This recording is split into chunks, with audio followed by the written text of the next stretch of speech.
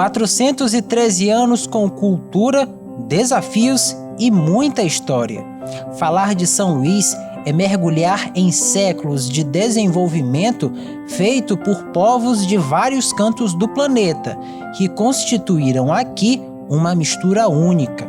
Conhecida pelas passagens de franceses, holandeses e portugueses, a cidade já era um lar para outros povos, os indígenas.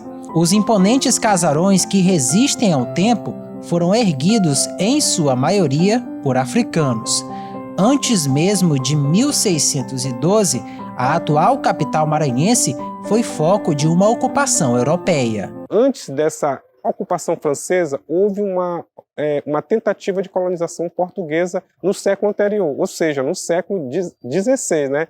Em 1535, 1536. O rei de Portugal, na época, do João III, para colonizar o Brasil, ele dividiu o Brasil em vários lotes, que eles chamaram de capitanias hereditárias. E tinha a capitania do Maranhão, e a capitania do Maranhão foi doada, né, a um nobre português, o João de Barros, né? Aí o João de Barros se associou a um capitão português, né? Ele ocupava um cargo importante em Portugal, ele era feitor da Casa das Índias, então ele não podia se deslocar de lá. Mas aí ele se associou a outros nobres, né, para poder colonizar a capitania do Maranhão. Já ocupantes da região antes do primeiro europeu colocar os pés aqui, os indígenas chamavam o local de Upaon-Açu, ou Ilha Grande.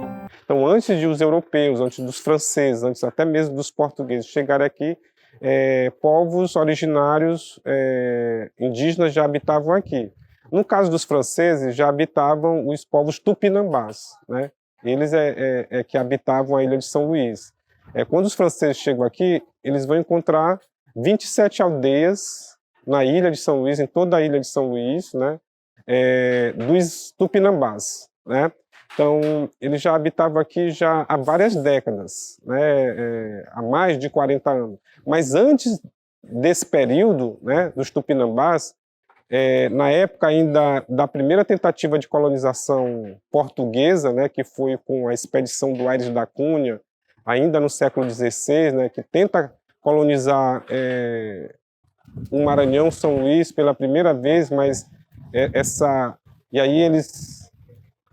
Há um naufrágio do navio, da nau Capitânia, do Aires da Cunha, e aí eles fundam aqui um núcleo de povoamento chamado Nazaré. Quem habitava aqui a ilha de São Luís, do ponto de vista dos povos originários, ou seja, dos indígenas, eram os tapuias.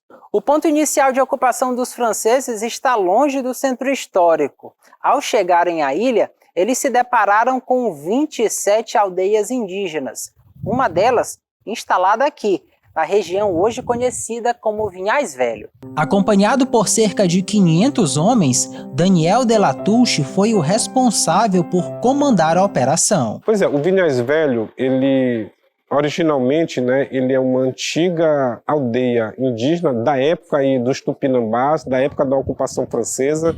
Então, como eu falei, quando os franceses chegam aqui, eles vão encontrar 27 aldeias na grande ilha de São Luís. Uma delas seria o Vinhais Velho, né? Era uma aldeia importante, tá? E aí depois, com a expulsão dos franceses, essa aldeia vai se transformar numa missão jesuítica, né? Eles vão construir uma igreja lá, em homenagem a São João Batista, tá? Então, o Vinhais Velho é isso, é um sítio histórico-arqueológico. Apesar de levar o título de única capital brasileira fundada por franceses, há uma controvérsia entre os historiadores. Isso porque a ocupação inicial durou cerca de 3 anos e consistiu na construção de um forte. A estrutura urbana só foi concebida tempos mais tarde, pelos portugueses que retomaram a região. A evolução urbana da cidade se dá a partir daqui, né, a partir dessa praça, que no século XVII, XVIII, era chamado de Largo de Palácio, porque ficava o Palácio do Governo. Aí depois, uma segunda praça, onde hoje é a Praça João Lisboa, o antigo Largo do Carmo. Então, essas duas praças, elas são bastante importantes para explicar a origem urbana da cidade.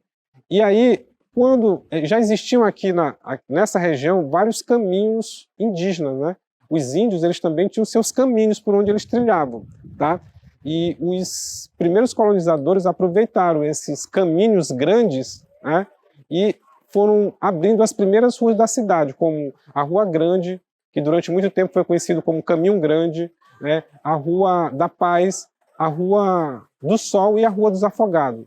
Essas 4 artérias são as 4 grandes artérias ou caminhos que vão permitir a expansão da cidade. E aí também a cidade, ela também se expande no sentido aqui, Rua Formosa, hoje Rua Afonso Pena, em direção ali à chamada Praia Grande, né? Ao bairro da Praia Grande. Então há uma expansão em direção à Praia Grande e outra expansão em direção ali onde hoje é a Praça Deodoro. Se tornar uma cidade não quer dizer apenas abrir ruas e erguer prédios. Significa construir uma identidade baseada nos costumes e histórias de quem mora aqui, além de lembrar das figuras indispensáveis para o desenvolvimento local ao longo dos séculos. Este rosto você já conhece. Está aqui em frente à Prefeitura de São Luís em homenagem a Daniel de Latouche. Acontece que não há registros de imagens desse francês.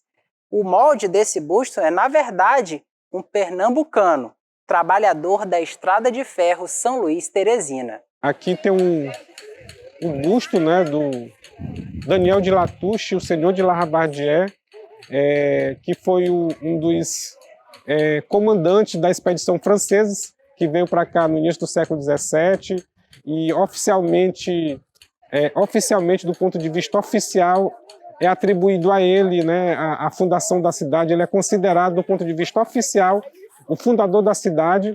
Então, quando a cidade completou ali seus 300 anos, né, e foi feita uma grande festa, né, já comemorando aí pela primeira vez os 300 anos da cidade, eles quiseram homenagear o suposto fundador, que era o Daniel de Latouche. Só que eles não tinham imagem do Daniel de Latouche. Até os dias de hoje, nunca apareceu uma imagem, uma gravura, uma pintura do Daniel de Latouche, né? E aí eles fizeram esse busto de forma idealizada, pegando como modelo um funcionário da Estrada de Ferro São Luís-Teresina. Os franceses foram expulsos na Batalha de Guaxenduba, mas a dor de cabeça para Portugal não parou por aí. Isso porque outros europeus já estavam de olho na região, os holandeses. O plano era dominar o que hoje é conhecido como Nordeste brasileiro. Eles já haviam invadido cidades como Salvador, Recife e Natal, atraídos principalmente pela produção de açúcar. Iniciada em 1641, a ocupação holandesa só foi encerrada em 1644. Começa aí a expansão da cidade como conhecemos hoje. O ponto inicial foi o Forte de São Luís, construído pelos franceses e que passou a abrigar mais tarde o Palácio dos Leões, sede do governo estadual.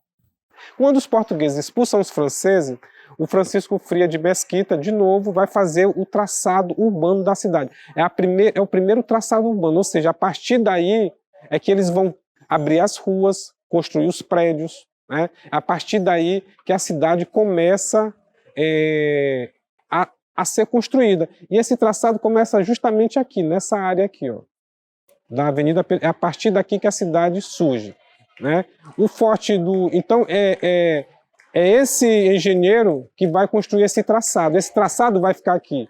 E o Alexandre de Moura, que foi um outro comandante português que veio reforçar aqui a expulsão dos franceses, ele deixa uma ordem, um regimento, para que o Jerônimo de Albuquerque faça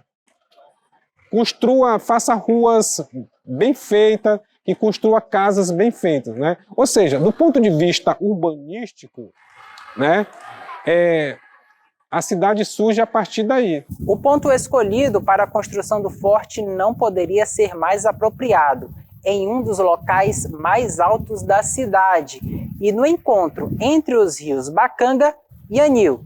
também de frente para a Baía de São Marcos, com uma vista privilegiada para os possíveis perigos vindos do mar. Tantas disputas depois, ela sobrevive, maior e mais firme do que nunca, crescendo em proporções inimagináveis para os fundadores.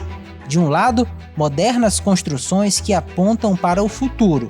Do outro, a lembrança do passado que mantém viva no coração de cada ludovicense a história construída e vivida ao longo dos últimos 4 séculos.